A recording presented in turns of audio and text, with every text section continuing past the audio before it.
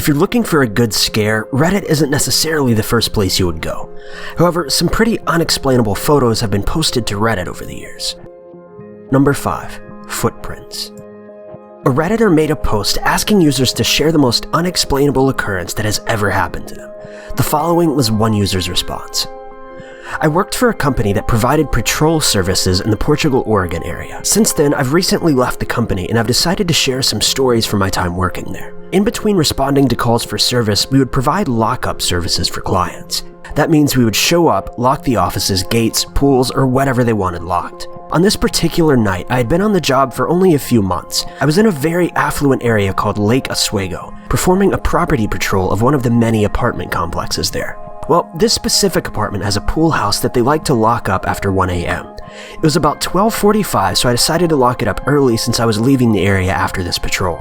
I go inside and sweep the pool house. It looks like it does every day. Nothing particularly out of the ordinary. I had always gotten creepy vibes inside of that pool house though.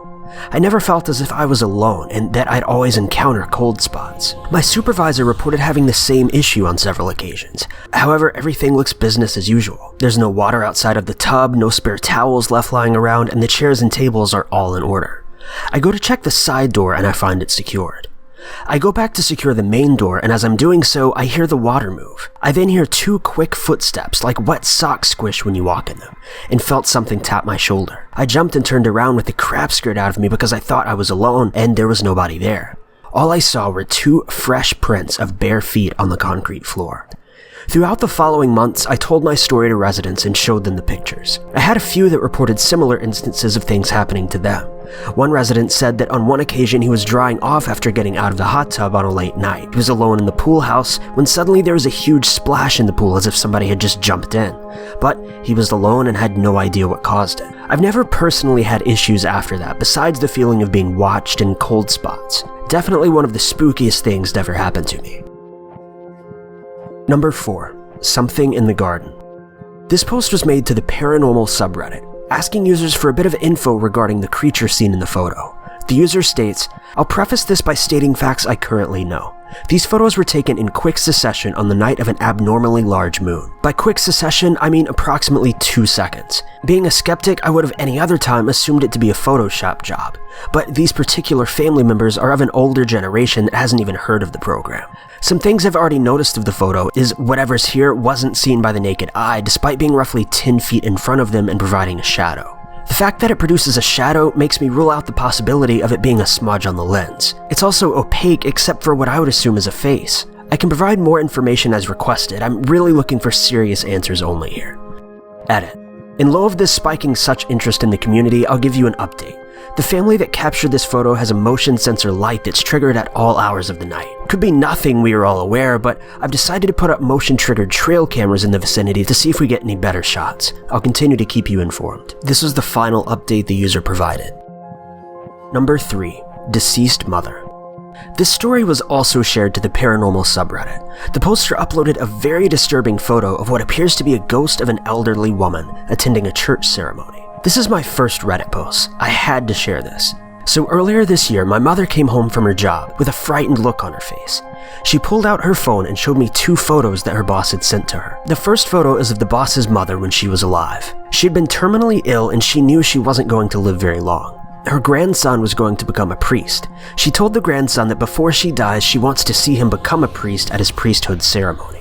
Unfortunately, she passed away 2 weeks before the ceremony. The second photo was taken by family members during the priesthood ceremony. It shocked them as they see what appears to be the deceased woman standing behind the flowers. Say what you will, but to me this seems like the grandmother fulfilling her own wish to be at her grandson's ceremony. Beautiful, but makes me question a lot about that world.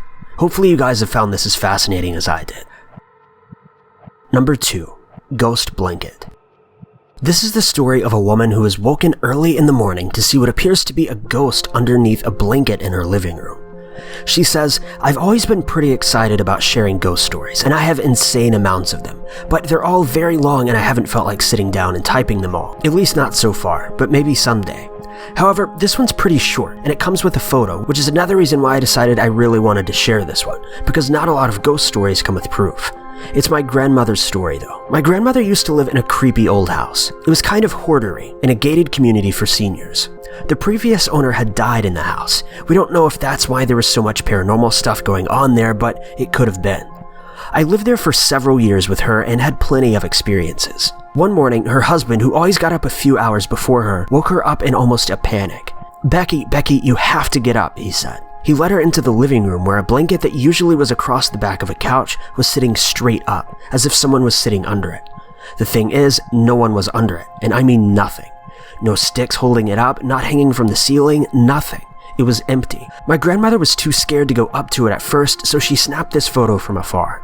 It's crappy, so I'm sorry. It's a pretty old photo. It happened back in 2014. To address it before I'm asked, her husband would not have done this as a prank. He's not fun or a jokester. He's the kind of guy to drink himself to sleep before 5 p.m. She eventually got the courage to go over to it after it had sat there for a bit. There were holes at the bottom of it where it seemed to be draped over someone's legs, which you can see in the photo. You can also see the blanket draping over the arms. She looked into the holes and there was nothing there at all. She poked it and the blanket immediately fell down, crumpled and flat like a normal blanket. Nothing under it, and that was it. Everyone I've showed it to and told them the story got the heebie-jeebies right after, and said the photo feels kind of uncomfortable. Number 1. The Bridge. This is the post of 2 men who enter an abandoned bridge to make a shocking discovery. The user states, "I live in North Wales, UK. For anyone who has had the pleasure of visiting, it's a truly beautiful place to live, though for an adolescent boy, it's certainly lacking in things to do. As a result, my friends and I would often find ourselves mindlessly exploring areas of the countryside and coastline. There was one night a few years ago when about 4 of us randomly decided to try and explore the inside of one of these bridges. As one of the group had observed a manhole cover nearby which we believed to be the entrance. On closer inspection, we discovered that several tools would be required to gain entry. We returned with the necessary equipment and proceeded to unbolt the cover. This had been done stealthily as the train track was right beside us. Not close enough to be of any danger, but definitely a sufficiently small distance to cause panic for any train driver. And panic usually means police. It wasn't long before we had removed the heavy steel disc and started descending the ladder down into the structure. Once we had all safely reached the bottom, we decided to progress to the other side. At this point, we are totally confined into the narrow space that leads into the main area.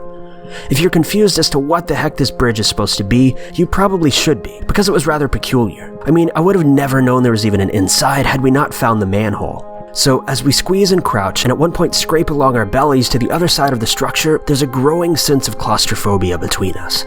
The distance from one end to the other is surprisingly long, but by the halfway point you can look down through narrow gaps on the motorway below. This is actually pretty cool and helped keep us calm in a strange way. At this point, apart from the mild discomfort and confinement, we were still just a group of guys on an adventure. But that was about to dramatically change. No more than a few meters beyond halfway, one of us claimed we could see some object in the distance at the far end. Slightly hesitatingly, we agreed to investigate. I reached the end first, and let me tell you, I've never felt the same sense of dread before or since. In front of me was a single fold-away chair, positioned facing a wall. On that wall was a partially torn page from a newspaper, or a magazine, showing a fully naked woman. But something was different about it. I couldn't put my finger on it, but it seemed more sinister than sexy, if that makes sense. More disturbingly, the eyes of the woman on display had been cut from the page, removed with precision, not just hastily ripped off. The scene that lay before us rendered us completely speechless, and an overpowering sense of panic could be felt collectively. Needless to say, we got out of there as fast as humanly possible. It's just come to my realization that what we unearthed that night has not once been uttered to another soul.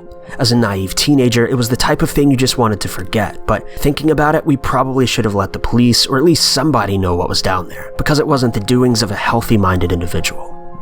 The poster later returned for a second visit, posting and captioning the following photos. Instantly, we came across what appeared to be a makeshift bed. I included this to demonstrate the amount of dust particles in the air. It was quite a pain to get any clear photos from any sort of distance other than close-ups. Now, this is where things get a bit disgusting. That liquid definitely wasn't milk. And here was the first confirmation that the intense smell we were experiencing was in fact human feces. The brown substance on the paper was undeniable. A bag with loads of human feces. This nearly made us vomit. The narrow entrance to the final opening. At this stage, even with powerful torches, you honestly couldn't see if anyone or anything was in the end room. This makes for a particularly nerving decision to proceed. Here you can see how tight this section is. Not fun. The entrance to the end room, taken with no flash to get an idea of what this may have looked like in candlelight. Truly the stuff of nightmares. All of the following images were taken inside this room. Literally the first thing I see after squeezing into the end room is a knife. More magazine pages on the floor. You can tell from the black sticky tape these would have once been stuck on the wall. A random pile of items including scissors, tape, and a brush of some sort. This candle had been melted into place onto the wall. I imagine it would have been the main light source. The only remaining page still attached to this wall. This, unfortunately, is not the image I described in the original post. If you zoom in, the top of the page has a date from 1997, suggesting this stuff has been here for a long time. And here it is, folks, the Devil's Chair. There was so much dust in the area, I simply couldn't get a decent flash shot. Here you can see a bundle of items to the left and a blanket of some sort to the right. This is what you would see if the chair was facing the other way around. You can see how the steps open up and you could stand up, and also how it could be easy for somebody to hide in this little waiting area. The same image, just using torchlight, to give you an idea of how dark this would have been even with the candles. Very glad to be leaving. The final shot I took from the inside of the structure just before the exit ladder. And this was the lovely view that greeted us as we popped our heads out. I thought I would include this as it did brighten our mood, and hopefully will do the same for you. Thank you guys so much for watching. If you liked this video, be sure to click that like button. Also, don't forget to subscribe and click that notification bell to keep updated with all of our videos.